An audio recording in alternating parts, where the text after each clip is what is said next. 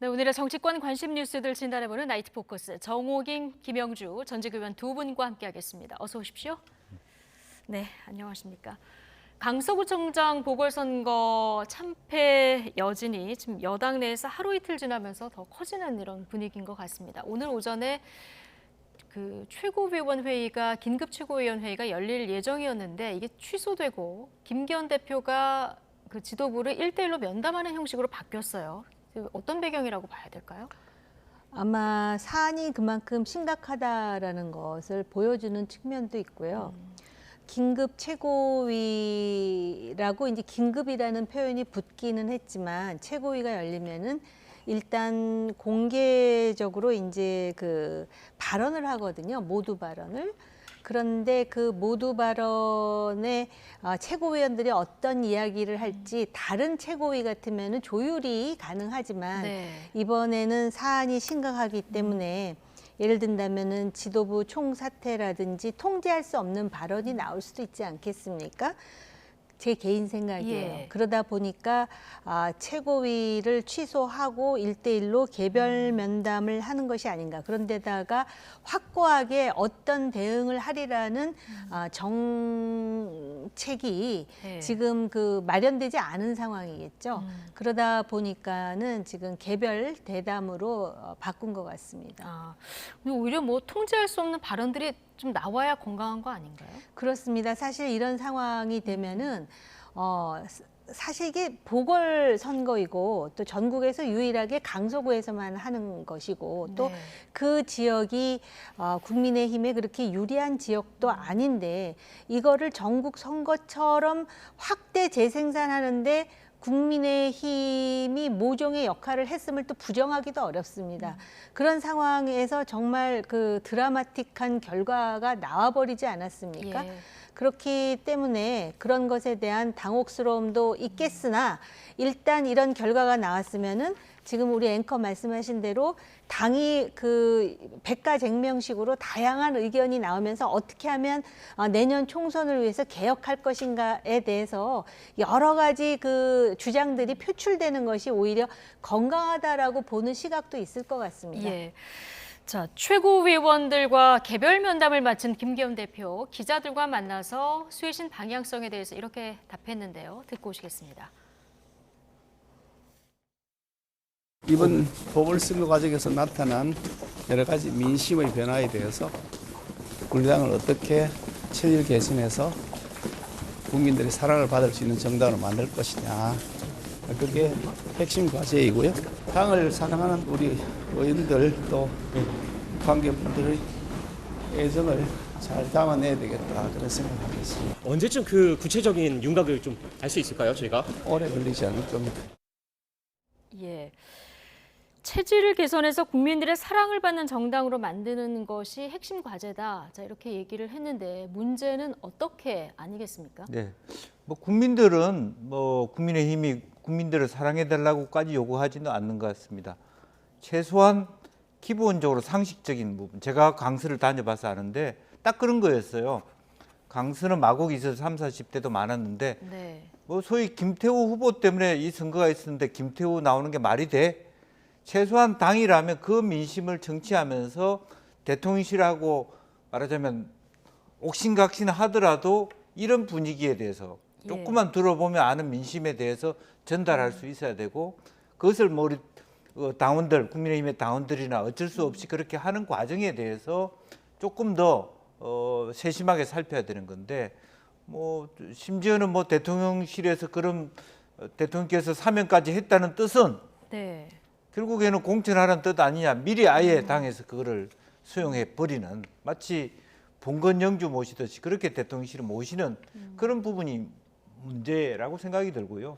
또 이참에 제가 여기 나와서 하는 말인데 아무리 구청장 보궐선거라 하더라도 개표 방송이 YTN밖에 안 되는 이런 나라가 정상인 나라입니까?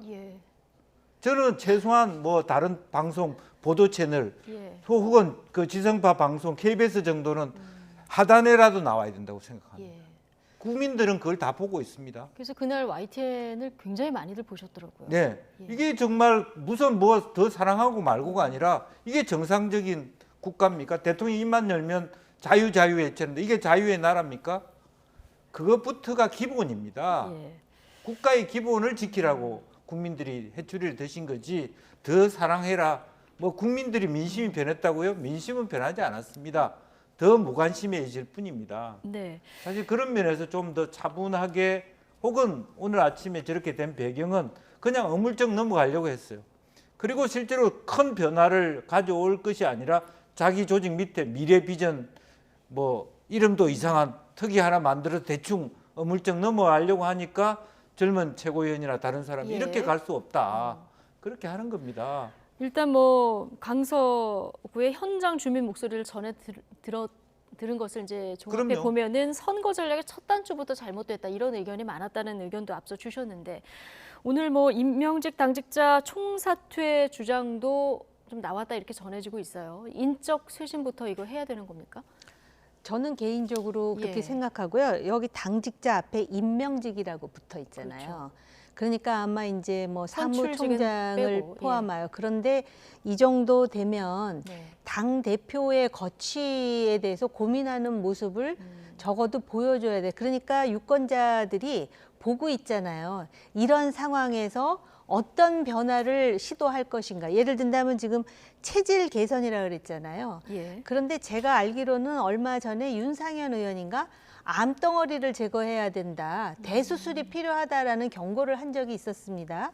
그런데다가 요번에 그 보궐선거할 때 이준석 전 대표가 한 18% 차이로 질 것 같다 그러니까 김병민 최고인가요? 네. 사이비 평론이다 그러면서 또 공격을 해갖고 서로 뭐 논쟁을 벌이고 그러던데 결과적으로는 거의 18%에 육박하는 차이로 패배하고 말았거든요. 그러니까 이게 당 지도부의 현실 인식 자체도 뭐 지금 누구는 대통령실에 대해서 얘기하고 그러지만 제가 볼 때는 당 지도부의 인식 자체에 문제가 있다라고 보여지고요. 또 그런 말을 흘렸잖아요. 예. 사실은 김태우 후보에 대해서 당에서는 공천하지 않으려고 그랬는데 마치도 대통령실에서 뭔가 압박이 들어온 것 같은 그런 분위기가 언론에 다 지금 보도되고 있지 않습니까?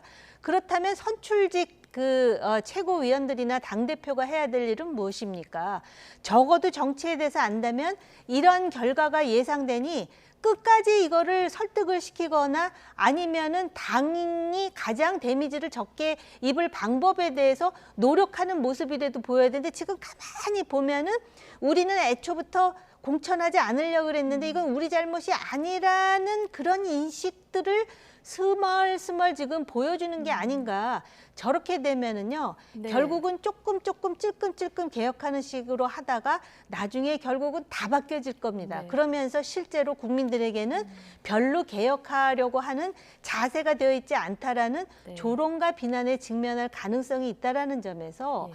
우려가 큽니다. 아직도 지도부 인식이 좀 안이한 것 같다.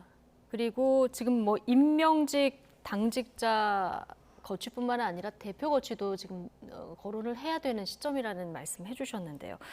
국민의힘 중진 의원들 사이에서도요, 이 인적 쇄신 목소리가 강하게 나오고 있습니다. 홍문표 의원 발언 듣고 오시겠습니다. 그냥 적당히 땜빵식으로는 안 될 겁니다. 표 차이도 그렇지만은 이번 선거의 중요성을 우리가 스스로 키우고 우리가 중요성을 내세워서 수도권이라는 또 수도권 문제가 전국을 뒤흔들 수 있는 네. 그런 당위성의 상황을 만들어 놓고 지금 패했는데 우리가 가만히 있는다. 네. 그거는 말이 안 되는 겁니다. 당이 이 문제는 우선적으로 책임지는 솔선수범의 카드를 내놔야 되는데 누가 낼 거냐. 그건 지도부에 이 선거에 계획하고 만들었었던 분들이 뭐 나와 있습니다. 그분들이 이번에 용단을 내려줘야 된다. 네. 충청권 사선 홍문표 의원 얘기 듣고 오셨는데 지도부가 용단을 내려야 한다. 특히 뭐 한 7, 8분 전화를 받으셨는데 대부분 원외고 이번에도 슬쩍 넘어가면 이제 연판장까지 돌리겠다 이런 의견들이 많았다는 거거든요. 그 아래에서 느끼는 위기감은 훨씬 더 큰 것 같습니다. 사실은 그 배경은 결과적으로 원인 제공은 대통령실인데 모든 책임은 당에서 져야 되는 부분에서 실제로 보면은 이제 뭐 홍문표 의원도 그러시지만 사실은 그러면서도 또 대통령실에서는 총선 앞두고 많은 사람을 또 자기 지역에, 특히 지금 말씀하신 의원님도 말하자면 청와대 대통령실에 수석이 자기 지역에 온다. 네. 강경한 발언을 할 수밖에 없는 것이죠. 이해관계가 있다고 보여지는데, 그렇기 때문에 상당히 저런 부분도 순수하게만은 솔직히 들리지 않습니다. 이제 예. 솔직히 얘기하면 자기의 이해관계들이 다 있는데, 어쨌든 지금 문법상으로는 정말 지금 해야 될 것은, 특히 이제 여당의 입장에서는 대통령실이 있기 때문에 그동안에 이 선거를 통해서 나타났던 수직적 당청 관계를 어떻게 수평적 당청 관계로 만들 것이냐, 그 부분에 대해서 어떤 대안을 내야 될 것이고, 네. 또 하나는 여전히 야당하고는 그래하지 않는 불통 대통령, 불통 정권이라고 하는 부분에서 어떤 방식으로든, 그래서 지난번에 제가 이 자리에서 어쨌든 뭐 이재명 대표가 만나자고 했을 때 선뜻 손이라도 잡아주는 모습들을 보이지 않는 부분에 대해서 지금 이제 와서는 그렇게 할 수도 없는 이제 그런 상황이 있다는 것이죠. 그래서 오히려 당을 사랑하시는 분들이 단순히 뭐 다 책임져라는 차원이 아니라 무엇이 문제였던가, 이 지금 선거 지는 과정에서 이미 다 질 줄 알면서 다 모른 척하고 뭐 심지어는 5% 안으로 줄어들고 있다라고 하는 그런 것으로 어물쩍 넘어가려고 했던 부분에 대한 솔직한 고백이 필요한 것 같고요. 또 역으로 보면 민주당도 마찬가지입니다. 문제가 있기로는. 그래서 사실 어떤 면에서 보다 근본적으로 국민한테 봉사하는 정당의 체질 개선, 그런 어떤 새로운 비전으로 만들어가야지, 이것도 결국에는 책임론이지 않습니까? 예. 뭐 잘못한 사람 책임지라, 네가 나가면 내가 할게, 이런 부분으로 갖고는 해결이 안 된다는 것이죠. 예. 자, 지금 뭐 비대위로 가야 하나, 현 체제에서 혁신위를 만들어야 되냐, 아니면 수도권 혁신위만 만들어야 되냐, 뭐 여러 가지 의견들이 굉장히 다양하게 나오는 상황인데, 일요일에 이제 전체 의원총회가 열리지 않습니까? 어떤 방향으로 의견이 모아지는 게 국민의힘의 앞으로의 쇄신을 위해서 가장 좋다고 보십니까? 다양한 의견이 표출될 필요가 있고요.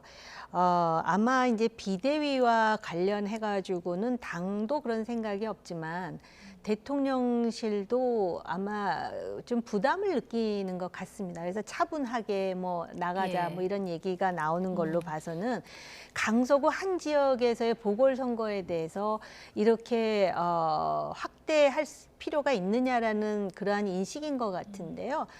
이미 제가 말씀드렸지만 이 강서구 보궐선거에 무슨 안철수, 나경원 하면서 모든 사람을 총출동시키고, 또 거기다가 충청권에 뭐 소위 그 언필칭 맹주라고 하는 정진석 의원을 포함해가지고 이것을 마치도 총 선거인 것처럼 그렇게 만든 당은 오히려 국민의힘이라고 저는 생각을 합니다. 그런데다가 조금 전에 말씀하셨듯이 김태우 후보가 사면된 지 얼마 되지도 않아갖고 또 나서고 자기 때문에 다시 해야 되는 보궐선거에, 그런데 강서구의 평균 그 연령이 44살이라 그럽니다. 이 젊은 층에서 도저히 받아들일 수 없는 것이고, 또 하필이면 우리가 지난주에 그 얘기 했잖아요. 김행 후보자의 인사청문회와 관련해가지고 요것도 영향을 좀 준 것 같습니다. 그러다 보니까는 이런 상황이 생겼는데, 지금 얘기하는 무슨 혁신이라든지 또는 뭐 인재 영입이라든지 너무 흔한 얘기거든요. 그리고 결국은 또 그 당 안에 있는 사람들이 해야 될지도 모르겠는데, 수도권 혁신이라 하는데 수도권에 지금 금배지 달고 있는 사람이 몇이나 됩니까? 그래서 과거를 생각해 봤더니 이명박 정부 때요. 이명박 정부의 그 견제 세력이 당내에 있었습니다. 소위 박근혜 당시 의원을 중심으로 한 친박 세력뿐만이 아니라 친이계라고 하지만은 적어도 대통령이라든지 정권에 대해서 정말 얼굴 똑바로 쳐들고 말하는 그런 사람들이 있었거든요. 지금은 고인이 됐지만 정두원 전 의원이라든지 네. 또 정택은, 김용태를 포함한 이 사람들이 어떤 사람들이냐, 바로 수도권 험지에서 어렵게 당선된 사람이기 때문에 정권이나 또는 그 집권당이 잘못되면 가장 먼저 피부로 느끼는 사람들이거든요. 근데 지금 뭐라 그러냐면 원외 당협위원장 일부가, 전부도 아니고 예. 연판짠 서명을 하겠다는 것도 아니고 고려하겠다 그러잖아요. 이만큼 약한 거예요. 지금 국민의힘 당내에는 정말 공천장만 주면 그냥 가서 당선될 사람들만 있는 거거든요. 예. 이 사람들 갖고 개혁 안 돼요. 그렇기 때문에 정말 대통령의 국정 운영을 성공하는 것을 만들려면은 이 사람들 스스로가 기득권을 내려놓는 모종의 예. 그런 드라마틱한 엑시트가 아니라 드라마틱한 뭔가 대안이 없으면은요 내년 총선 불을 보듯 뻔하다고 정말 강경하게 말씀드리고 싶어요. 예, 드라마틱한 변화가 필요하다. 자, 오늘 윤석열 대통령 첫 입장이 나왔고 이게 당에 공식 전달된 것으로 전해졌는데 저희가 그래픽으로 정리했는데 한번 좀 보여주실까요? 선거 결과에서 교훈을 찾아서 차분하고 지혜롭게 변화를 추진하는 것이 중요하다. 자, 이런 얘기가 나왔는데 대통령실 관계자의 추가 설명을 좀 들어보면요. 비대위나 혁신기구 같은 보여주기식이 아니라 선거 결과에 대한 분석을 통해서 좀 내실 있고 이런 지혜로운 변화가 필요하다는 뜻이다.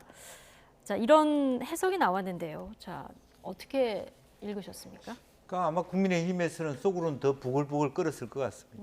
솔직하게 얘기하는 이 선거의 원인 제공자가 대통령실인데 마치 뭐 주례회의 훈시하듯이 자, 이번 사건 잘 봤지? 당이 앞으로 더 열심히 해. 우리는 몰라. 이번 패배에 대해서 우리 책임 아니야? 이렇게 보여주는 것 같고요. 예. 정말 제가 참모를 하면 저로 인해서 불편했고 저로 인해서 우리 당원들과 우리 국민의힘이 힘든 싸움을 했다. 네. 나부터 변하겠다. 더 많이 경청하겠다. 더 적극적으로 야당과 지금이라도 이재명한테 달려가서 만나겠다. 이런 어떤 주어로 표현되는 직접적인 말하자면 대통령의 변화. 핵심이 사실은 대통령의 태도 변화입니다. 그런데 대통령께서 매우 이 사건을 차분하게 관조하듯이 보여지는 부분이 뭐 그냥 당을 그냥 뭐랄까 그냥 손발로만 생각하는 예. 그런 느낌들이 있는 거 아닌가. 물론 이제 대통령께서 변화하겠다라고 하는 말씀을 우리가 침소봉대하게 뭐 약화시킬 필요는 없습니다만 예. 제발 좀 저 말뜻대로 중요하게 지혜롭게 변화해 주기를 바랍니다만은 저희들이 제가 만약 참모를 하면 대통령의 스피치를 쓰는 사람이라면 예. 내부터 변화할게. 미안하다. 같이 가자. 잘할 수 있다. 이런 메시지가 조금 더 적극적으로 나왔어야 되지 않느냐 그런 느낌을 받게 예. 됩니다. 오늘 이제 변화라는 단어가 나왔다는 데 의미도 있지만 그렇지만 만약에 우리 김영주 의원께서 대통령 참모라면 나부터라는 네. 말을 넣어서 좀 그렇게 조언을 드렸을 것이다 이런 얘기를 해주셨습니다. 핵심은 대통령의 태도 변화다 이런 얘기도 해주셨는데요.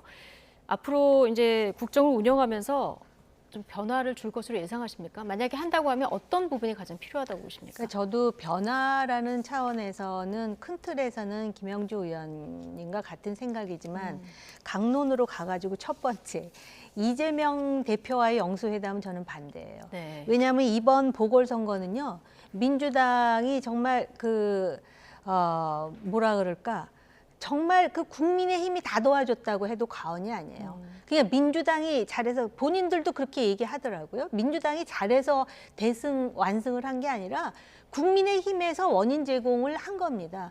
이런 상황에서 이재명 대표에게 먼저 만나자고 하는 것 자체를 저는 정치적으로 또 정무적 전략으로 볼 때 바람직하지 못하다고 예. 생각하고요. 단지 지금 민생과 관련해서 그리고 앞으로 또 예산도 있지 않습니까? 네. 관련해서 대통령이 야당의 협조를 받아야 될 부분이 많거든요.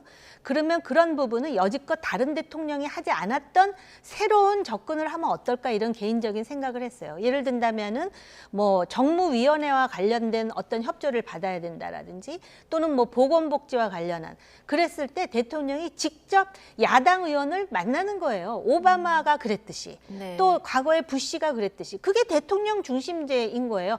아니 대통령 중심제라 그래놓고 각 당에 영수 그래갖고 우두머리가 하나씩 있는 것 자체가 비민주적이에요. 그리고 사실 지금 이재명 대표는 뭐 마치도 구속 영장이 기각돼 갖고 모든 것으로부터 자유롭다고 본인은 생각할지 모르지만 현실은 그렇지가 않습니다. 그래서 그런 접근을 한번 대통령이 새로이 시도해봤으면 예. 어떻겠는가 하는 생각이 들고요.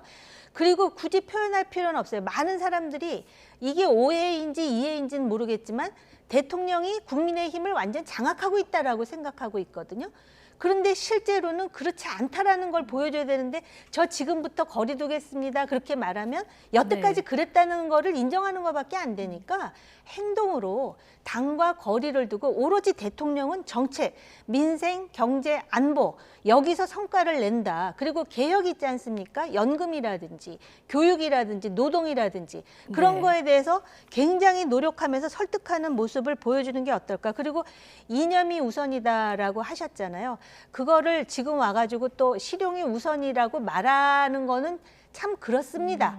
그러니까 행동으로 그리고 예. 정책으로 실용이 우선인 것을 보여주는 게 필요한데 특히 그 국회와 관련해 가지고는 야당의 그 상임위원장이라든지 또는 그 어떤 법안과 관련해 갖고 중요한 입장에 예. 있는 야당 의원들을 만남으로써 대화를 시도하고 있고 소통하고 있다라는 걸 네. 야당 의원들이 못 느껴도 돼요. 국민이 느끼면 되는 거거든요. 국민이. 정말 중요한 건 유권자니까. 지금 그렇게 그건 변하셔야 될 것 같아요. 대통령이. 알겠습니다. 두 분의 이런 진심 어린 조언이나 좀 달지 않은 조언들도 좀 대통령실에서 받아들여 줬으면 좋겠다. 자, 뭐 이런 의견들 가지시는 국민들도 좀 계실 것 같고요. 홍준표 대구시장 요즘에 답답하신지 연일 글을 남기고 계신데 오늘은 분바르고 화장한다고 달라지냐, 이거 뭐 성형 수술을 해야 될 정도라는 그 진단을 내놨거든요. 어떻게 보셨습니까? 이제 뭐 사실은 그런 말씀은 맞습니다만은 네. 결과적으로는 이 당이 어려우니까 자기 발언을 높이는 그런 부분은 과연 이제 적절한 부분이니까 수위 조절이 좀 필요하다라고 하는. 그러니까 그게 정말 그 따끔하게 맞는 말씀이지만 그야말로 애정 어린 얘기인지 예. 아니면 자기 존재감을 나타내기 위한 것인지 좀 제가 보기에는 좀 헷갈립니다. 이제 그런 면에서 정말 당을 사랑하는 차원에서 좀 따뜻한 말씀과 네. 또 차가운 말씀을 좀 많이 섞었으면 좋겠다. 그런 말씀을 드릴 수밖에 없을 것 예, 같습니다. 격려의 말도 좀 담았으면 좋겠다. 네. 예, 알겠습니다. 어쨌든 지금 내년 총선 6개월 남았는데 여당은 비상인 상황인데요. 오늘 나온 그 갤럽 여론조사 결과를 좀 보시겠습니다. 자, 내년 그러니까 총선 결과에 대한 기대를 묻는 질문을 해봤더니 야당이 많이 당선됐으면 좋겠다가 48%, 그리고 여당이 많이 당선됐으면 좋겠다. 그러니까 정부 견제론이 48%입니다. 자, 9%포인트 정도 차이가 납니다. 이게 4월에 견제론 우세의 구도로 바뀐 이후에 지금까지 한 반년 정도 이 지금 기조가 유지가 되고 있는 거거든요. 그 민주당과 국민의힘의 지지도를 보면은 동률이 나와요. 그런데. 그런데 오늘 그렇죠. 국민의힘과 민주당의 네. 정당 지지율을 보면 그러나 동률. 권력을 견제해야 된다라는 그 예. 여론이 훨씬 높다라는 것의 함의는 무엇이냐면은 요번에 강서 보궐선거에서도 나타났듯이 민주당이 고운 게 아니에요. 왜 좀 더 잘하지 왜 이것밖에 안 되느냐고 지금 경고하고 그 민심이 분노했다는 걸 보여주는 거예요. 대표적인 게 강서가 불리한 지역이라고 보수 정당에 그렇게 얘기하지만 거기 마곡지구라고 있잖아요. 거기는 지난 대선에서 윤석열 대통령이 7% 승리한 지역이에요. 네. 그리고 지방선거에서는 오세훈 후보가 19.6%로 승리한 곳인데 이번 강서 보궐선거에 김태우 후보가 16% 차이로 졌다고 합니다. 이거는 뭐냐면은 민심이 바뀔 수 있다라는 것이고요. 그다음에 지금 지난 6개월 동안 계속해서 정권을 견제해야 된다라는 여론이 높다라는 거는 그만큼 지금 집권당하고 정권에 대해서 맞득치 않게 생각하는 여론이 높다라는 거예요. 예. 그럼에도 불구하고 그러면 야당에 전폭적으로 지지를 하느냐? 그게 아니라는 거예요. 그 국민들도 아는 것이죠. 야당 대표의 사법 리스크, 재판 리스크, 그다음에 뭐 돈봉투 사건을 포함해서 야당에서도 얼마나 문제가 많았습니까? 네. 그러니까 그거는 향후 6개월 동안 국민의힘이 어떻게 하느냐에 따라서 기회가 올 수 있다라는 겁니다. 이 위기를 기회로 승화시키는 게 예. 당이 해야 될 일인데 지금 첫 단추 그리고 오늘 최고위 다시 취소하고 1대1로 하고 뭐 그 안에서 사부작 무슨 뭐 인재 영입에다가 뭐 수도권 혁신이 하는 거 봐서는 이거 가지고는 어림도 없다라는 얘기를 하는 것이죠. 그러니까 앞으로 가능성은 얼마든지 있다. 또 야당이 어떤 식의 또 문제를 일으킬지 모르지만 예. 여태까지는 야당 대표의 사법 리스크 하나에 올인하는 듯한 그런 모습을 보였지만 이제는 전혀 다른. 그러다 보니까 홍준표 시장이 과거 대표할 때 선거에 좋은 성적 못 냈습니다.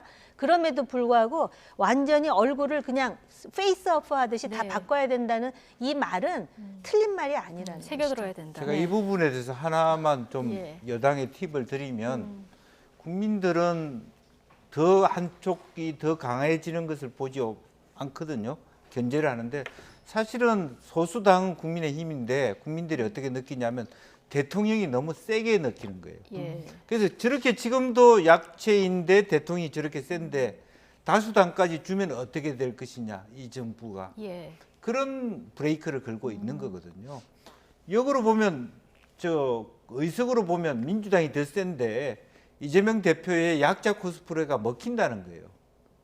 더 냉정하게 보면 예. 그런 부분을 인식할 필요가 있습니다. 예를 들면 아까 우리 그런 얘기를 했습니다만은 그러면 과거처럼 개표 방송할 때 중간 개표하지 말라고 공문 띄었습니까? 안 띄었습니다. 네. 근데 왜 다른 방송이 그런 부분을 안 했습니까? 너무 대통령실이 세 보인다는 거예요. 아, 그래서 그랬을까요? 예. 네. 사실은 그러면 그렇지 예. 않고 어떻게 KBS마저도 연합뉴스마저도 개표 방송 안 합니까? 그게 상식입니까? 최소한 그런 부분에 대해서 그게 뭐 어떤 뭐 로지컬한 얘기가 있다기나 배경이 예. 있다라는 면이 아니라 너무 세 보인다는 거예요. 언론에서조차도 예. 대통령실이 보는 그런 부분에 있어서 국민들이 어떻게 볼까? 지금도 대통령이 센데 다수당이 되면 어떻게 될까? 그런 부분에 대한 의혹과 공포감을 느낀다는 부분에 대해서 한번 생각해 볼 필요 있다는 예. 거예요. 사실 판이 커져서 그렇지 구청장 보궐선거 보통 이제 모르고 넘어갈 수도 있는 이런 부분인데 모르고 이번에 좀 넘어갈 수 없었죠. 이번에는 예. 모든 그렇죠. 전국의 국회의원들이 다 모여서 한 부분이었기 때문에 아까 네. 우리 의원님 말씀하셨듯이 키웠단 말이에요. 사실은 오히려 정말 과학적으로 봤다라면 네. 국민의힘이 더 약화시켜야죠. 그냥 보궐선거일 뿐이다라고 처음부터 아무도 안 가는 선거로 치렀으면 더 좁혀졌을 수도 있다는 생각. 그러니까 지금은 알겠습니다. 어떤 예. 비판이 네. 나오냐면 그걸 모든 사람들이 아는데 그것도 모르고 그렇게 키웠느냐. 그런데다가 또 김태우 때문에 그 선거를 치르는데 또 김태우를 공천하느냐 이런 비난을 한다라는 것이죠. 예. 자, 이 갤럽 여론조사 그 행간을 두 분이 읽어주셨는데, 자, 이런 조언도 좀 잘 전달이 됐으면 좋겠다는 바람이고요. 장내 정치 지도자 선호도 갤럽이 가끔 묻는데요. 자, 오늘도 결과가 나왔습니다. 한번 보실까요? 자, 이재명 대표 9월 첫째 주보다 3%포인트 오른 수치가 눈에 띄고요. 그리고 보수 진영에서는 한동훈 장관이 지금 14%까지 올라서 보수 진영에서는 또 1위를 보이고 있는 이런 부분입니다. 이재명 대표 같은 경우는 아무래도 구속영장 기각이 좀 영향이 있었을까요? 예, 그렇습니다. 그런데 저는 뭐 선호도라고 하지만 네. 갤럽 조사인 그 특성상 예. 주관식이죠. 국민들이 가장 많이 시끄럽게 생각하고 언론에 많이 노출된 사람을 말했을 것이다. 저는 그렇게 생각하고요.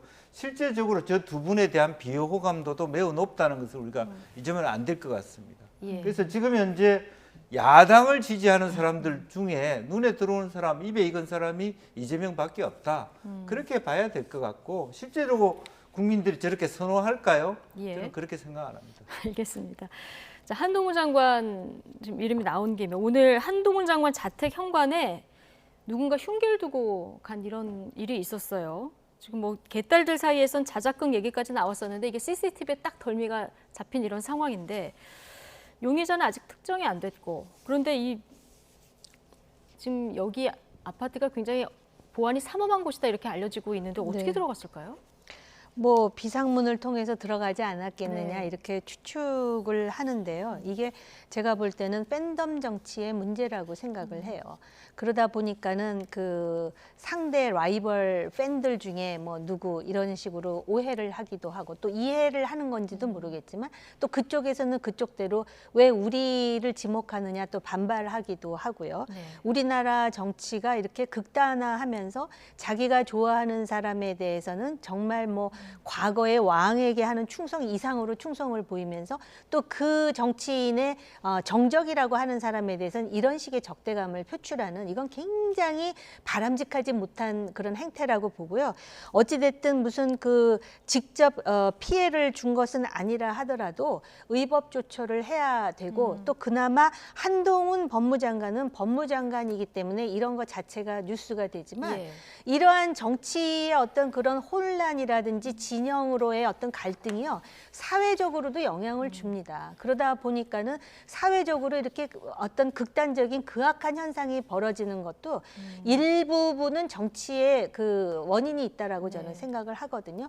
그래서 이 범인에 대해서도 뭐 철저한 조처가 필요하지만 그 저렇게 유명한 사람들은 그래도 옆에 경호도 하지만 일반인 또 그 약한 여성들에게 스토킹하고 또 범죄 저지르는 사람들도 많잖아요. 법무장관으로서 사회 악이라든지 사회적 범죄에도 더 많은 신경을 써야 된다고 생각을 합니다. 알겠습니다.